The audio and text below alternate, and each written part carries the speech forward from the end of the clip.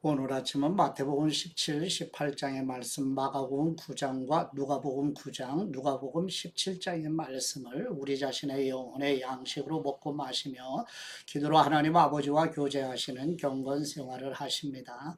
오늘 아침 복음서 말씀의 중심 내용은 나사렛 예수님께서 갈릴리 사역을 마치시고 예루살렘으로 올라가시고자 하실 때 두 번째 십자가 고난을 말씀하시는데 제자들은 천국에서 누가 큰 사람이냐고 묻는 동상이몽의 모습을 보이는 내용입니다. 저번에 마태복음 17장 1절에서 13절 말씀 내용은 예수님께서 세 번째 유월절이 지나고 초막절이 다가올 즈음에 가이사랴 빌립보에서 베드로를 비롯한 제자들의 신앙 고백 후 처음으로 십자가에 죽으시고 부활하실 것을 말씀하신 지 엿새 후에 베드로와 야고보와 요한과 함께 높은 산에 올라가시고 예수님께서 변형되사 얼굴이 해처럼 빛나며 옷이 빛과 같이 희어지고 예수님은 모세와 엘리야와 함께 말씀하시는 것을 본 베드로는 주님, 우리가 여기 있는 것이 좋겠으니 주님과 모세와 엘리야를 위하여 초막셋을 짓겠다고 말할 때 갑자기 빛난 구름이 제자들을 덮고 구름 속에서 예수님은 내 사랑하는 아들이요 내 기뻐하시는 분이니 너희는 예수님의 말씀을 들으라는 음성을 들으시며 예수님께서 왜 서기관들은 엘리야가 먼저 와야 한다고 말하느냐는 제자들의 물음에 엘리야가 먼저 와서 모든 일을 회복하리라고 말씀하시며 엘리야가 이미 왔지만 사람들이 알지 못하였다고 말씀하시고 인자도 이처럼 사람들에게 고난을 받게 될 것이라고 말씀하십니다. 마태복음 17장 1절 말씀. 그리고 6일 후에 예수님께서 베드로와 야고보와 야고보의 동생 요한을 데리고 높은 산으로 올라가셨습니다. 예수님께서는 그들 앞에서 모습이 변모돼 얼굴이 해처럼 빛나고 옷이 빛처럼 새하얗게 됐습니다. 바로 그때 모세와 엘리야가 그들 앞에 나타나 예수님과 이야기를 나누었습니다. 베드로가 예수님께 말했습니다. 주님, 우리가 여기 있으니 참 좋습니다. 주님께서 원하신다면 제가 여기에다 초막셋을 만들되 하나는 주님을 위해, 하나는 모세를 위해, 하나는 엘리야를 위해 짓겠습니다. 베드로가 말하고 있을 때에 빛나는 구름이 그들을 덮으니 구름 속에서 소리가 들려왔습니다. 이는 내가 사랑하는 아들이다. 내가 그를 기뻐한다. 너희는 그분의 말을 들으라. 그 소리를 듣고 제자들은 너무나 두려운 나머지 얼굴을 땅에 대고 엎드렸습니다. 그때 예수님께서 다가와 그들을 어루만지며 말씀하셨습니다. 일어나라, 두려워하지 말라. 그들이 눈을 들어보니 예수님 외에는 아무도 보이지 않았습니다.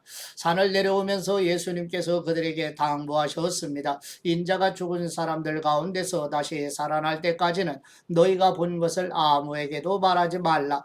그러자 제자들이 예수님께 물었습니다. 그런데 왜 율법학자들은 엘리야가 먼저 와야 한다고 말하는 것입니까?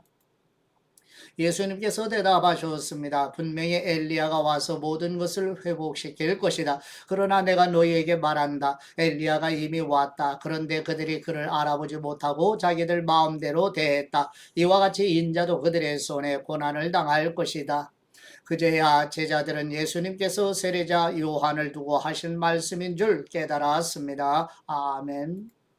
두 번째 마가복음 9장 2절에서 13절 말씀 내용은 예수님께서 세 번째 유월절이 지나고 초막절이 다가올 즈음에 가이사랴 빌립보에서 베드로를 비롯한 제자들의 신앙 고백 후 처음으로 십자가에 죽으시고 부활하실 것을 말씀하신 지 엿새 후에 베드로와 야고보와 요한과 함께 높은 산에 올라가시고 예수님께서 변형되사 옷이 광채가 나며 매우 희어지게 되고 엘리야와 모세와 함께 말씀하시는 것을 듣던 베드로는 우리가 여기에 있는 것이 좋겠으니 예수님과 엘리야와 모세를 위하여 초막셋을 지겠다고 말할 때 구름이 제자들을 덮고 구름 속에서 예수님은 내 사랑하는 아들인 너희는 예수님의 말씀을 들으라는 하나님 아버지의 음성을 듣게 됩니다.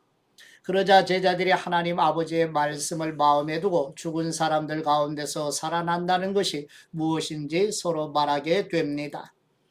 마가복음 9장 2절 말씀 6일 후에 예수님께서 베드로, 야고보, 요한만 따로 데리고 높은 산으로 올라가셨습니다. 그런데 예수님께서 그들 앞에서 모습이 변하셨습니다. 예수님의 옷은 이 세상 그 누구도 더 이상 희게 할 수 없을 만큼 새하얗고 광채가 났습니다. 그리고 거기에 엘리야가 모세와 함께 그들 앞에 나타나 예수님과 이야기를 나누었습니다. 베드로가 예수님께 말했습니다. 주님, 우리가 여기 있는 것이 좋겠습니다. 우리가 초막 세 개를 만들어 하나는 주님을, 하나에는 모세를, 하나에는 엘리야를 모시도록 하겠습니다. 모두들 몹시 두려웠기 때문에 베드로는 무슨 말을 해야 좋을지 몰라 이렇게 말했습니다. 그때 구름이 나타나 그들 위를 덮더니 구름 속에서 소리가 들려왔습니다. 이는 내 사랑하는 아들이다. 그분의 말을 들으라. 그 순간 그들은 주위를 살펴보았습니다. 그러나 그때는 이미 아무도 보이지 않고 오직 예수님만 그들과 함께 계셨습니다. 산을 내려오시면서 예수님께서 제자들에게 단단히 일러두셨습니다. 인자가 죽은 사람들 가운데서 살아날 때까지는 지금 본 것을 아무에게도 말하지 말라. 제자들은 이 일을 마음에 새겨두면서도 죽은 사람 가운데서 살아난다는 것이 무슨 뜻인지 몰라 서로 물어보았습니다. 제자들이 예수님께 물었습니다. 왜 율법학자들은 엘리야가 먼저 와야 한다고 말한 것입니까? 예수님께서 대답하셨습니다. 참으로 엘리야가 먼저 와서 모든 것을 회복시킨다. 그런데 왜 성경에는 인자가 많은 고난을 받고 멸시를 당할 것이라고 기록된 것이냐? 아멘.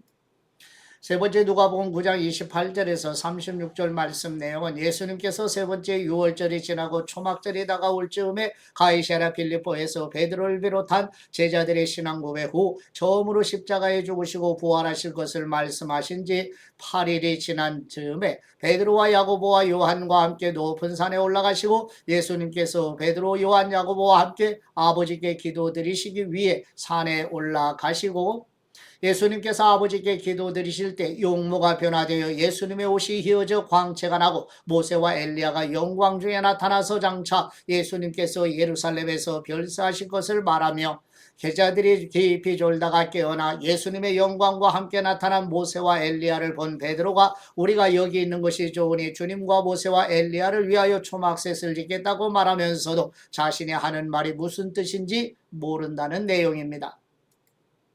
누가복음 9장 28절 말씀 이런 말씀을 하신 뒤 8일쯤 지나 예수님께서는 베드로와 요한과 야고보를 데리고 기도드리러 산에 올라가셨습니다. 예수님께서는 기도드리는 동안 얼굴 모습이 변하셨고 옷이 하얗게 빛났습니다. 그런데 갑자기 두 사람이 나타나 예수님과 더불어 말을 하고 있었습니다. 이들은 모세와 엘리야였습니다. 그들은 영광에 쌓여 나타나 예수님께서 예루살렘에서 이루실 일 곧 그분의 떠나가심에 대해 말하고 있었습니다. 베드로와 그 일행이 잠을 이기지 못해 졸다가 완전히 깨서 예수님의 영광과 그분 곁에 두 사람이 서 있는 것을 보았습니다. 두 사람이 예수님을 떠나려고 하자 베드로가 예수님께 말했습니다. 선생님, 우리가 여기 있으니 참 좋습니다. 우리가 초막 세 개를 만들되 하나는 선생님을 위해, 하나는 모세를 위해, 하나는 엘리야를 위해 짓게 했습니다. 그러나 베드로는 자기가 무슨 말을 하는지도 알지 못했습니다. 베드로가 이런 말을 하고 있을 때 구름이 나와서 그들을 뒤덮었습니다. 구름 속으로 들어가게 되자 그들은 두려워했습니다. 그때 구름 속에서 소리가 들려왔습니다. 이는 내 아들이요 내가 택한 자다. 그분의 말을 들어라. 그 소리가 사라지고 그들이 보니 예수님만 홀로 서 계셨습니다. 제자들은 입을 다물고 자기들이 본 것을 그때는 아무에게도 말하지 않았습니다. 아멘. 네 번째 마가복음 9장 14절에서 29절 말씀 내용은 예수님께서 세 번째 유월절이 지나고 초막절이 다가올 쯤에 변화하신 산에서 베드로, 야고보, 요한 세 제자와 함께 내려오셔서 서기관들과 변론하고 있던 나머지 9 제자를 만나게 되며 예수님께서 말을 하지 못하게 하는 귀신이 들린 아들을 제자들이 고치지 못했다는 사실을 들으시고 믿음이 없는 세대와 얼마나 함께 있어야 하고 참아야 하느냐며 탄식하시며 책망하시자 귀신 들린 아들의 아버지가 무엇을 하실 수 있으시거든 불쌍히 여겨 도와달라고 간청하자 예수님께서 믿는 사람에게는 하지 못할 일이 없다고 말씀하시자 아이의 아버지는 제가 믿으오니 자신의 믿음 없음도 도와달라고 간청하여 예수님께서 고쳐주시고 자신들은 왜 귀신을 쫓아내지 못했는지 묻는 제자들의 물음에 기도 외에는 이런 종류의 귀신이 나갈 수 없다고 말씀하시는 내용입니다. 마가복음 9장 14절 말씀, 그들이 다른 제자들에게 돌아와 보니 그 제자들이 많은 사람들에게 둘러싸여 율법학자들과 논쟁을 벌이고 있었습니다. 사람들은 모두 예수님을 보자마자 몹시 놀라며 달려와 맞이했습니다. 예수님께서 물으셨습니다. 무슨 일로 이렇게 논쟁하고 있느냐? 무리 가운데 한 사람이 대답했습니다. 선생님, 제가 아들을 데려왔습니다. 그 아이는 말 못하게 하는 더러운 귀신이 들려 있습니다. 귀신이 한번 아이를 사로잡으면 아이가 땅에 거꾸러집니다. 그러면 아이는 입에 거품을 물고 이를 갈면서 몸이 뻣뻣하게 굳습니다. 그래서 선생님의 제자들에게 귀신을 쫓아내달라고 부탁했지만 쫓아내지 못했습니다. 예수님께서 말씀하셨습니다. 이 믿음 없는 세대야, 내가 언제까지 너희와 함께 있어야 하겠느냐? 내가 언제까지 너희에게 참아야 하겠느냐? 아이를 데려오라.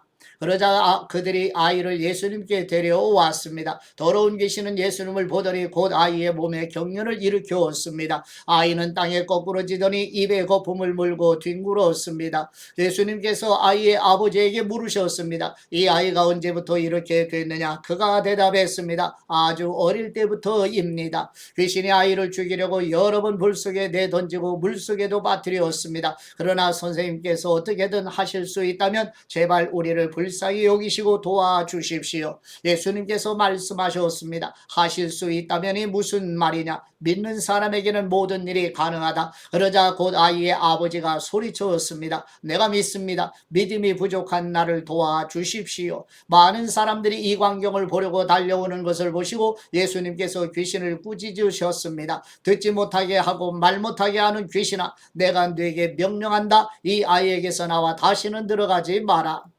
더러운 귀신은 소리 지르며 아이에게 심한 경련을 일으키더니 나갔습니다. 아이가 죽은 것 같이 돼 누워있자 많은 사람들이 수군거렸습니다. 아이가 죽었나 보다. 그때 예수님께서 아이의 손을 잡아 일으키셨습니다. 그러자 아이가 벌떡 일어섰습니다. 예수님께서 집 안으로 들어가신 후에 제자들이 따로 물어보았습니다. 어째서 저희는 귀신을 쫓아내지 못했습니까? 예수님께서 대답하셨습니다. 이런 귀신은 오직 기도로만 쫓아낼 수 있다. 아멘. 다섯 번째 마태복음 17장 14절에서 21절 말씀 내용은 예수님께서 세 번째 유월절이 지나고 초목절이 다가올 즈음에 변화하신 산에서 베드로, 야고보, 요한 세 제자와 함께 내려오셔서 9 제자를 만나시게 되며 간질로 매우 고생하는 아들의 아버지가 예수님께 와서 꿇어 엎드려 불쌍히 여겨달라고 간청하자 예수님께서 믿음이 없고 패역한 세대와 얼마나 함께 있으며 얼마나 참아야 하느냐고 탄식하시며 귀신을 꾸짖어 아이를 고쳐주시는 내용입니다. 자신들은 왜 귀신을 쫓아내지 못했는지 묻는 제자들의 물음에는 예수님께서 믿음이 적은 까닭이라고 말씀하십니다. 마태복음 17장 14절 말씀, 그들이 사람들에게 오자 어떤 사람이 예수님께 나와 그 앞에 무릎을 꿇으며 말했습니다. 주님, 제 아들에게 자비를 베풀어 주십시오. 간질병에 걸려 몹시 고통받고 있습니다. 자주 불 속에 몸을 던지고 물속에 뛰어들기도 합니다. 그래서 이 아이를 주님의 제자들에게 데려왔지만 그들은 고치지 못했습니다. 예수님께서 대답하셨습니다. 아, 믿음이 없고 타락한 세대여, 도대체 내가 언제까지 너희와 함께 있어야 하겠느냐? 내가 언제까지 너희를 참아야 하겠느냐? 아이를 데려오너라. 예수님께서 귀신을 꾸짖으시자 귀신은 아이에게서 나갔고 바로 그 순간 아이가 나왔습니다. 그때 제자들이 예수님께 다가와 따로 물었습니다. 어째서 저희는 귀신을 쫓아내지 못했습니까? 예수님께서 대답하셨습니다. 만일 너희 믿음이 적기 때문이다. 내가 너 진실로 너희에게 말한다. 너희에게 겨자씨 하나일 만한 믿음만 있어도 이 산을 향해 여기서 저기로 옮겨가거라 하면 옮겨갈 것이요 너희가 못할 일이 없을 것이다. 아멘. 여섯 번째 누가복음 9장 37절에서 43절 말씀 내용은 예수님께서 세 번째 유월절이 지나고 초막절이 다가올 즈음에 변화하신 산에서 베드로, 야고보, 요한 세 제자와 함께 내려오셔서 아홉 제자를 만나시게 되며 귀신 들린 아이의 아버지가 자신의 외아들을 돌보아 줄 것을 예수님께 간청하자 예수님께서 믿음이 없는 패역한 세대와 얼마나 함께 있으며 얼마나 참으리요라고 탄식하시며 더러운 귀신을 꾸짖어 아이를 고쳐 주십니다. 누가복음 9장 37절 말씀. 이튿날 그들이 산에서 내려오자 많은 사람들이 예수님을 맞아왔습니다. 그 무리 중 한 사람이 소리쳤습니다. 선생님 부탁입니다. 제 아들을 좀 봐주십시오. 제게는 하나밖에 없는 자식입니다. 그런데 귀신이 이 아이를 사로잡아 갑자기 소리를 지르게 하고 아이에게 발작을 일으켜 입에 거품을 불게도 합니다. 그리고 이 아이를 상하게 하면서 좀처럼 떠나지 않습니다. 선생님의 제자들에게 귀신을 쫓아달라고 간청했지만 그들은 해내지 못했습니다. 예수님께서 대답하셨습니다. 아, 믿음이 없고 삐뚤어진 세대요, 내가 언제까지 너희와 함께 있으면서 참아야 하겠느냐. 내 아들을 이리로 데려오너라. 그 아이가 오는 중에도 귀신은 아이의 몸을 바닥에 내던지며 발작하게 만들었습니다. 그러나 예수님께서는 더러운 영을 꾸짖으시며 그 아이를 고쳐 아버지에게 돌려보내셨습니다. 하나님의 위대하심에 모두 놀랐습니다. 아멘. 일곱 번째 마가복음 9장 30절에서 32절 말씀 내용은 예수님께서 세 번째 유월절이 지나고 초막절이 다가올 즈음에 변화하신 산에서 내려오셔서 귀신 들린 아이를 고쳐주시고 갈릴리 가운데로 지나가시면서 제자들에게 예수님 자신이 사람들의 손에 넘겨져 죽임을 당하고 죽은 지 3일 만에 살아나리라는 것을 두 번째 말씀하시지만 제자들은 깨닫지 못하게 됩니다. 마가복음 9장 30절 말씀. 그들은 그곳을 떠나 갈릴리를 지나가게 됐습니다. 그러나 예수님께서는 자기 일행이 어디로 가는지 사람들이 모르기를 바라셨습니다. 이는 제자들을 가르치고 계셨기 때문입니다. 예수님께서 그들에게 말씀하셨습니다. 인자는 배반을 당하고 사람들의 손에 넘겨져 죽임을 당할 것이다. 그러나 3일 만에 그는 다시 살아날 것이다. 그러나 제자들은 그 말씀이 무슨 뜻인지 깨닫지 못하고 두려워서 예수님께 묻지도 못했습니다. 아멘. 여덟 번째 마태복음 17장 22, 23절 말씀 내용은 예수님께서 세 번째 유월절이 지나고 초막절이 다가올 즈음에 변화하신 산에서 내려오셔서 귀신 들린 아이를 고쳐주시고 갈릴리 가운데로 지나가시면서 예수님께서 제자들에게 두 번째로 십자가에 죽으시고 부활하실 것을 말씀하시니 제자들이 듣고 근심하는 내용입니다. 마태복음 17장 22절 말씀. 그들이 갈릴리에 모여 있을 때 예수님께서 그들에게 말씀하셨습니다. 인자가 사람들의 손에 넘겨질 것이다. 그리고 그들이 인자를 죽일 것이다. 그러나 인자는 3일 만에 살아날 것이다. 그러자 제자들은 큰 슬픔에 잠겼습니다. 아멘. 아홉 번째 누가복음 9장 43절에서 45절 말씀 내용은 예수님께서 세 번째 유월절이 지나고 초막절이 다가올 즈음에 변화하신 산에서 내려오셔서 귀신 들린 아이를 고쳐주시고 갈릴리 가운데로 지나가시면서 제자들에게 두 번째 십자가의 순환 받으실 일을 말씀하시고 귀에 담아두라고 명령하시며 예수님께서 말씀하신 십자가의 순환 예고의 의미는 감추어진 진리이기 때문에 제자들은 깨닫지 못하고 두려워서 묻지도 못하게 됩니다. 누가복음 9장 43절 말씀. 하나님의 위대하심에 모두 놀랐습니다. 지금 내가 하는 말을 유의해 들으라. 인자가 배반을 당해 사람들의 손에 넘겨질 것이다. 그러나 제자들은 이 말씀을 깨닫지 못했습니다. 그들이 그 말씀을 이해하지 못하도록 그 뜻이 감추어져 있었기 때문입니다. 그들은 두려워서 예수님께 물어볼 수도 없었습니다. 아멘.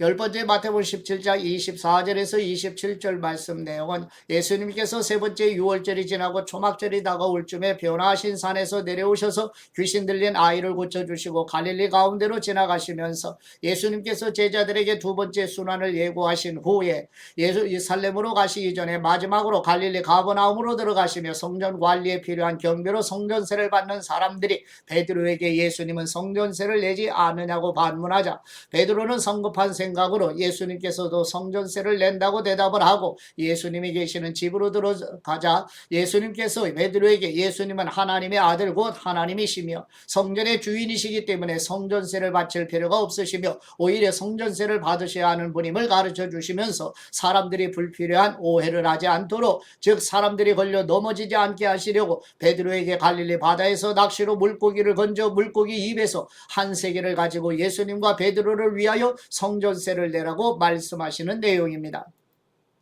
마태복음 17장 24절 말씀 그들이 가버나움에 도착했을 때 이 두 드라크마의 세금을 걷는 사람들이 베드로에게 와서 물었습니다. 당신의 선생님은 두 드라크마를 안 내십니까? 베드로가 대답했습니다. 내십니다. 베드로가 집으로 들어가니 예수님께서 먼저 말을 꺼내셨습니다. 시몬아 너는 어떻게 생각하느냐? 이 세상의 왕들은 누구로부터 관세와 주민세를 거두느냐? 자기 아들들이냐? 다른 사람들이냐?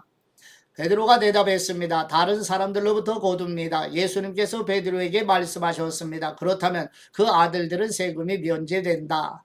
그러나 그들의 비위를 건드리지 않도록 바다에 가서 낚시를 던져라. 처음 올라오는 고기를 잡아 입을 벌려보면 한 세겔짜리 동전 한 잎이 있을 것이다. 그 동전을 가져다가 나와 네 몫으로 그들에게 주어라. 아멘.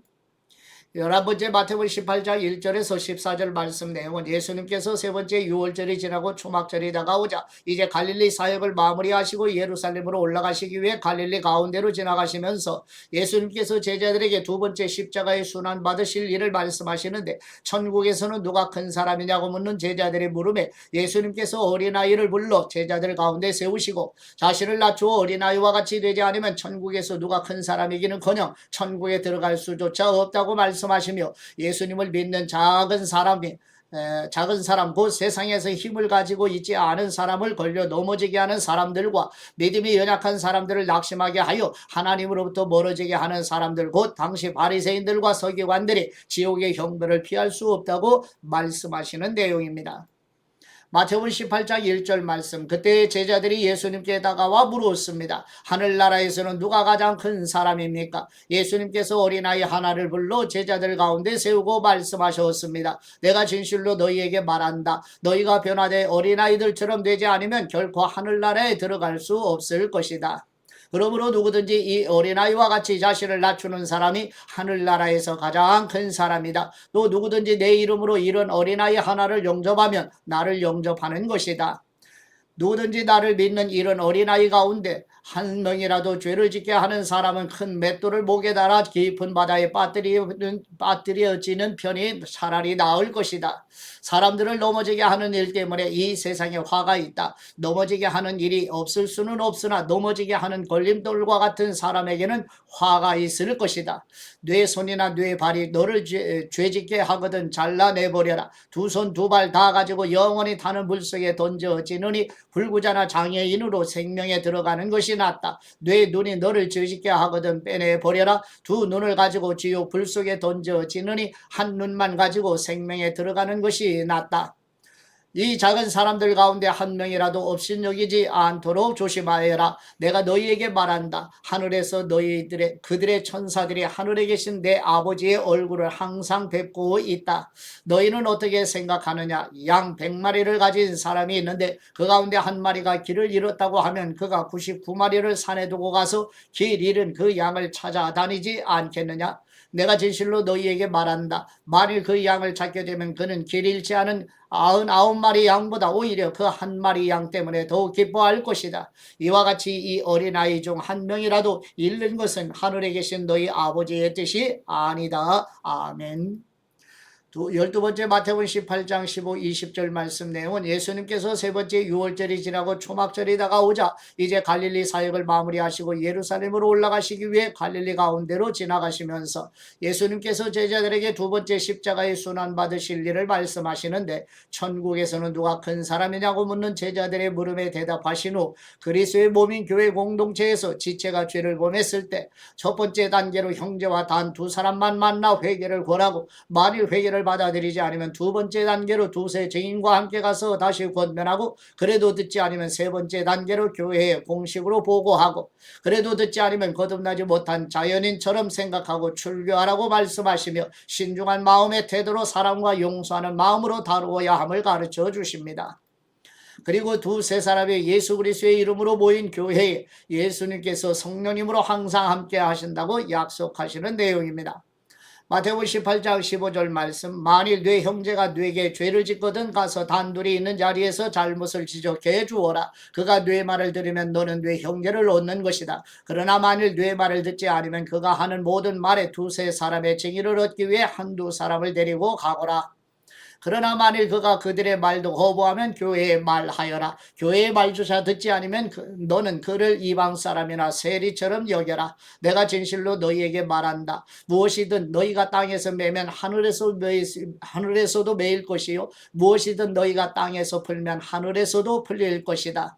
다시 내가 진실로 너희에게 말한다. 너희 가운데 두 사람이 땅에서 어떤 일이든지 마음을 모아 간구하면 하늘에 계신 내 아버지께서 그들에게 이루어 주실 것이다. 두세 사람이 내 이름으로 모이는 곳에는 나도 그들 가운데 있다. 아멘.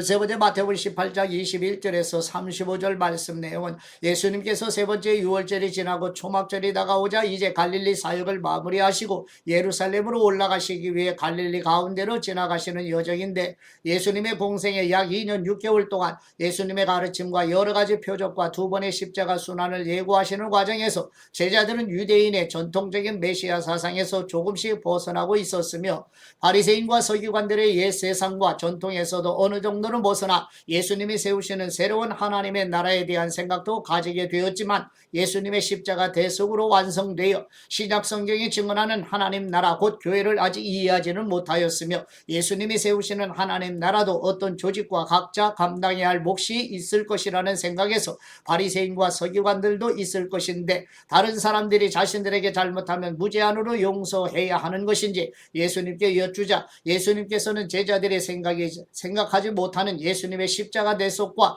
오순절 성령님의 강림으로 세워지는 교회가 받게 될 엄청난 박해를 내다보시면서, 사람들이 서로 용서하는 일도 중요하지만 그보다 더 중요하고 사활적인 것은 공의로우시고 의로우신 하나님께 용서받는 일이라는 사실을 제자들에게 가르쳐 주시는 내용입니다. 마태복음 18장 21절 말씀, 그때 베드로가 예수님께 와서 물었습니다. 주님, 제 형제가 제게 죄를 지으면 몇 번이나 용서해야 합니까? 7번까지 해야 합니까? 예수님께서 대답하셨습니다. 내가 너희에게 말한다. 7번만 아니라 70번씩 7번이라도 용서해야 한다. 그러므로 하늘나라는 마치 자기 종들과 빚을 청산하려는 왕과 같다. 왕이 결산을 시작하자 1만 달란트를 빚진 사람이 왕 앞에 나오게 됐다. 그런데 그는 빚 갚을 돈이 없었기 때문에 주인은 그 종에게 그 자신과 아내와 자녀와 전 재산을 팔아 갚도록 명령하였다. 그랬더니 그 종이 그 앞에 무릎을 꿇고 간청했다. 조금만 참아주시면 모두 갚아드리겠습니다. 주인은 그 종을 불쌍히 여겨 그를 놓아주고 빚을 없애주었다. 그러나 그 종은 밖으로 나가 자기에게 100데나리온 빚진 동료 종을 찾아냈다. 그는 동료의 멱살을 잡으며 빚진 돈을 갚아라 하고 말했다. 그의 동료가 무릎을 꿇고 애걸했다. 조금만 참아주게, 내가 다 갚겠네. 그러나 그는 참지 못하고 가서 빚을 다 갚을 때까지 동료를 감옥에 가두어 버렸다. 이 일을 본 다른 동료 종들은 너무 기가 막혀서 주인에게 가서 이 일을 낱낱이 일러 바쳤다. 그러자 주인은 그 종을 불러서 말했다. 이 악한 종아, 내가 나에게 애원하기에 내가 네 빚을 모두 없애주었다. 내가 너를 불쌍히 여긴 것처럼 너도 네 동료를 불쌍히 여겼어야 하지 않았느냐? 그 주인은 화가 나서 그 종을 감옥 관리들에게 넘겨주며 빚진 것을 다 갚을 때까지 감옥에 가두었다. 만일 너희가 진심으로 자기 형제를 용서하지 않는다면 하늘에 계신 내 아버지께서도 너희에게 이와 같이 행하실 것이다. 아멘.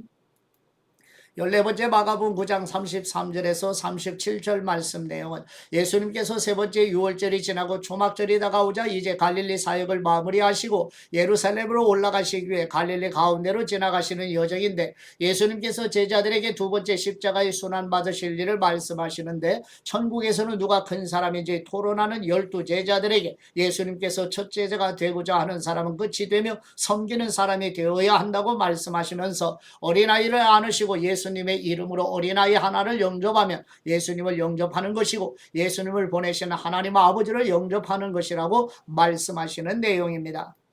마가복음 9장 33절 말씀, 그들이 가버나움으로 갔습니다. 집안에 계실 때에 예수님께서 제자들에게 물으셨습니다. 오는 길에 너희끼리 왜 논쟁했느냐? 그러자 제자들은 말이 없었습니다. 그들은 길에서 누가 가장 큰 사람이냐 하는 문제로 다투었기 때문입니다. 예수님께서 자리에 앉으시면서 12 제자를 불러놓고 말씀하셨습니다. 누구든지 첫째가 되려면 모든 사람의 꼴찌가 되어야 하고 모든 사람을 섬기는 종이 되어야 한다. 예수님께서 한 어린아이를 데려와 그들 가운데 세우셨습니다. 그리고 아이를 팔로 껴안고 제자들에게 말씀하셨습니다. 누구든지 내 이름으로 이런 어린아이 하나를 영접하는 사람은 나를 영접하는 것이고 누구든지 나를 영접하는 사람은 나를 영접하는 것이 아니라 나를 보내신 분을 영접하는 것이다. 아멘. 15번째 마가복음 9장 38절에서 50절 말씀 내용은 예수님께서 세 번째 유월절이 지나고 초막절이 다가오자 이제 갈릴리 사역을 마무리하시고 예루살렘으로 올라가시기 위해 갈릴리 가운데로 지나가시는 여정에서 예수님을 따르지 않으면서 예수님의 이름으로 귀신을 쫓아내는 사람이 예수님을 비방하지 않을 것이니 금하지 말라고 말씀하시며 그리스도에게 속한 사람에게 물 한 그릇이라도 주는 사람은 상을 잃지 않을 것이라고 말씀하십니다. 마가복음 9장 38절 말씀, 요한이 말했습니다. 선생님의 이름으로 귀신을 쫓아내는 어떤 사람을 보고 우리를 따르는 자가 아니어서 우리가 그에게 하지 못하게 했습니다. 예수님께서 말씀하셨습니다. 못하게 하지 마라. 내 이름으로 기적을 행하고 나서 바로 나를 욕할 사람은 없다. 누구든지 우리를 반대하지 않으면 우리 편이다. 내가 너희에게 진실로 말한다. 너희가 그리스도의 사람인 것을 알고 너희에게 물 한 잔이라도 주는 사람은 반드시 자기가 받을 상을 잃지 않을 것이다. 또 누구든지 나를 믿는 어린아이들 중 하나라도 죄짓게 하는 사람은 차라리 큰 맷돌을 목에 달고 바다에 던져지는 것이 나을 것이다. 네 손이 너를 죄짓게 하거든 잘라버려라. 두 손을 가지고 영원히 꺼지지 않는 지옥 불에 떨어지느니 성하지 않은 몸이 되더라도 생명에 들어가는 것이 더 낫다. 또 네 발이 너를 죄짓게 하거든 잘라버려라. 두 발을 가지고 지옥에 던져지느니 저는 다리로 생명에 들어가는 것이 더 낫다. 또 네 눈이 너를 죄짓게 하거든 뽑아버려라. 두 눈을 가지고 지옥에 던져지느니 한 눈만 가지고 하나님 나라에 들어가는 것이 더 낫다. 지옥은 벌레도 죽지 않고 불도 꺼지지 않는 곳이다. 모든 사람이 소금에 절여지듯 불에 절여질 것이다. 소금은 좋은 것이다. 그러나 소금이 그 짠맛을 잃으면 어떻게 다시 짜게 되겠느냐. 그러므로 너희 가운데 소금을 간직하고 서로 화목하게 지내라. 아멘. 16번째 누가복음 9장 46, 48절 말씀 내용은 예수님께서 세 번째 유월절이 지나고 초막절이 다가오자 이제 갈릴리 사역을 마무리하시고 예루살렘으로 올라가시기 위해 갈릴리 가운데로 지나가시는 여정에서 예수님께서 제자들의 마음에 누가 큰가에 대해 변론하는 것을 아시고 어린아이 하나를 곁에 세우시고 누구든지 예수님의 이름으로 어린아이를 영접하면 곧 예수님을 영접하는 것이며 예수님을 보내신 성부 하나님을 영접하는 것이라고 말씀하시면서 모든 사람 중에 가장 작은 그 사람이 큰 사람이라고 가르쳐 주시는 내용입니다. 누가복음 9장 46절 말씀, 예수님의 제자들 사이에서 누가 제일 큰 사람인가를 두고 다툼이 일어났습니다. 예수님께서는 그들의 속마음을 다 아시고 한 어린아이를 데려와 곁에 세우며 말씀하셨습니다. 누구든지 이 어린아이를 내 이름으로 영접하는 사람은 나를 영접하는 것이다. 또 누구든지 나를 영접하는 사람은 나를 보내신 그분을 영접하는 것이다. 너희 가운데에서 가장 작은 사람이 가장 큰 사람이다. 아멘. 17번째 누가복음 9장 49, 50절 말씀 내용은 예수님께서 세 번째 유월절이 지나고 초막절이 다가오자 이제 갈릴리 사역을 마무리하시고 예루살렘으로 올라가시기 위해 갈릴리 가운데로 지나가시는 여정에서 예수님을 따르지 않으면서 예수님의 이름으로 귀신을 쫓아내는 사람이 예수님을 비방하지 않을 것이니 금하지 말라고 말씀하시는 내용입니다. 누가복음 9장 49절 말씀, 요한이 물었습니다. 선생님, 저희가 선생님의 이름으로 귀신을 쫓는 사람을 보고 우리와 함께 따르는 사람이 아니라서 못하게 막았습니다. 예수님께서 말씀하셨습니다. 그를 막지 마라. 누구든지 너희를 반대하지 않는 사람은 너희를 위하는 사람이다. 아멘.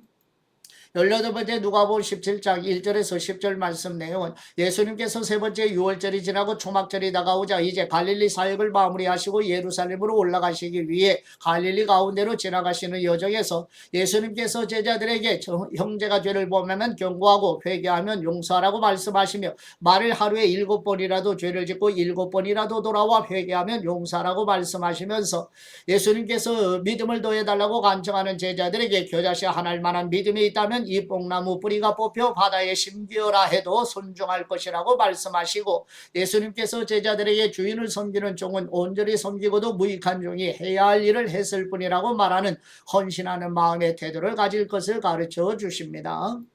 누가복음 17장 1절 말씀 예수님께서 제자들에게 말씀하셨습니다. 죄짓게 하는 일이 언제나 있게 마련이지만 죄짓게 하는 그 사람에게는 재앙이 있을 것이다. 누구든지 이 작은 사람들 가운데 하나를 죄짓게 하면 차라리 자기 목에 맷돌을 매달고 바다에 빠지는 것이 더 나을 것이다. 너희는 스스로 조심하여라. 네 형제가 죄를 지으면 꾸짖으라. 그리고 그가 회개하면 용서해주라. 만일 그가 네게 하루에 7번 죄를 짓고 그때마다 네게 와서 회개한다고 말하면 용서해주라. 사도들이 주님께 말했습니다. 우리에게 믿음을 더해 주십시오. 예수님께서 말씀하셨습니다. 너희 믿음이 이 겨자씨 하나만큼만 있어도 이 뽕나무에게 뿌리째 뽑혀 바다에 심겨라 라고 하면 그 나무가 너희에게 순종할 것이다. 너희 중 한 명에게 밭을 갈거나 양을 치는 종이 있다고 하자 그 종이 들에서 일하고 돌아오면 그에게 들어와 앉아 먹으라 라고 하겠느냐? 오히려 내 저녁을 준비하고 허리에 띠를 두르고 내가 다 먹고 마실 동안 내 시중을 들어라. 그러고 나서 너도 먹고 마셔라 라고 하지 않겠느냐? 자기가 말한 대로 종이 됐다고 해서 종이 했다고 해서 주인이 그에게 고맙다고 하겠느냐? 이와 같이 너희도 명령받은 대로 다 마치고 나서 우리는 쓸모없는 종입니다. 그저 할 일을 했을 뿐입니다. 라고 말해야 한다. 아멘.